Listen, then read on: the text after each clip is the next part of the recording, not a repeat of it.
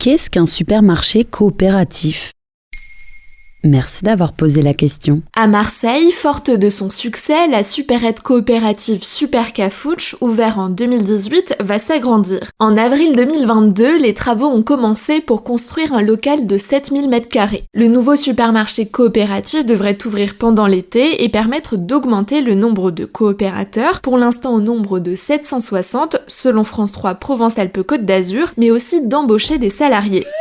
Il y a 5 ans encore, ils étaient seulement présents dans la capitale avant d'arriver dans les autres grandes villes. Désormais, la plupart des villes moyennes françaises ont leur supermarché coopératif et parfois même plusieurs. Et à quoi sert exactement un supermarché coopératif ? Il s'agit d'un supermarché où les clients sont co-gérants. Ils s'occupent donc de toutes les tâches de gestion du magasin, de la comptabilité au nettoyage jusqu'au service des clients. Tout cela est fait de façon bénévole. Il y a plusieurs objectifs, notamment la reprise du contrôle sur son alimentation et la création d'un lien social de proximité. Et ça vient d'où les supermarchés coopératifs ? Le mouvement coopératif s'est développé au 19e siècle. C'est à Rochdale, près de Manchester, dans le nord-ouest de l'Angleterre, qu'a été créée la première société coopérative de tisserands appelée Équitable Pionnier.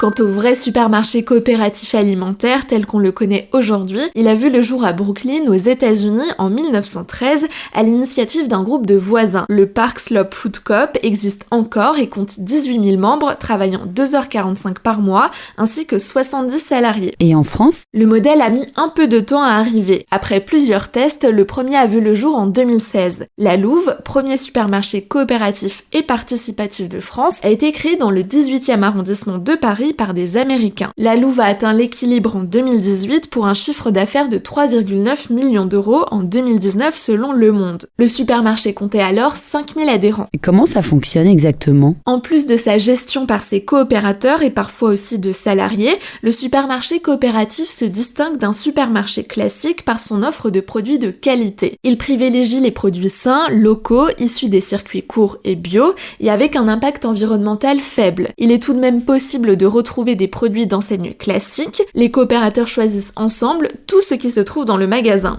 Autre intérêt principal, le système permet aussi de bénéficier de produits à un prix moins élevé que sur le reste du marché en investissant au capital. Pour cela, le client est sociétaire et bénévole, il donne un peu de son argent et surtout de son temps. C'est ce qu'expliquait Super Quinquin au Figaro, qui a ouvert à Lille en 2018. Pour devenir sociétaire, il fallait débourser 100 € et donc obtenir 100 parts sociales ou 10 € pour les plus bas revenus et donner 3 heures de son temps par mois. Même système à Vasquehal dans le Nord, où un supermarché coopératif ouvrira ses portes d'ici la fin de l'année 2022, rapporte La Voix du Nord.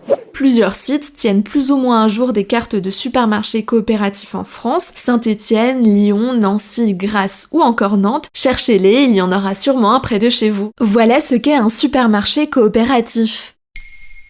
Maintenant, vous savez, un épisode écrit et réalisé par Pauline Weiss. Ce podcast est disponible sur toutes les plateformes audio et pour l'écouter sans publicité, rendez-vous sur la chaîne Bababam Plus d'Apple Podcast.